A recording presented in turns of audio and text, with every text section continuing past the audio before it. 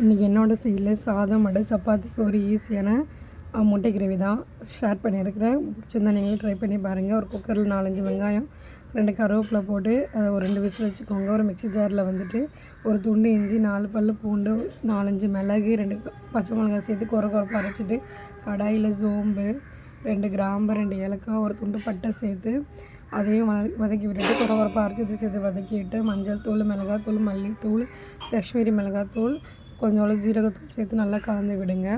வேக வச்ச வெங்காயத்தை சேர்த்து நல்லா கலந்து விட்டுட்டு 1 spoon tomato sauce, 1 spoon soya sauce சேர்த்து நல்லா கலந்து விடுங்க. தேவையான அளவு தண்ணி சேர்த்து அதுவும் நல்லா கொதிச்சு வந்தோடனே வேக வச்ச முட்டை இதோடு சேர்த்திங்கன்னா சாதம் சப்பாத்திக்கு ஏதோ ஒரு சூப்பரான ஒரு சைட் டிஷ் ரெடி ஆகிடும். கடைசியாக கொஞ்சமாக கருவேப்பிலை சேர்த்துக்கோங்க, இன்னும் நல்லா வாசனையாக இருக்கும். இது சாதம் மட்டும் சப்பாத்தியோட ட்ரை பண்ணிவிட்டு கமெண்ட் பண்ணுங்கள். தேங்க்ஸ் ஃபார் வாட்சிங். மறக்காமல் சப்ஸ்கிரைப் பண்ணிவிடுங்க.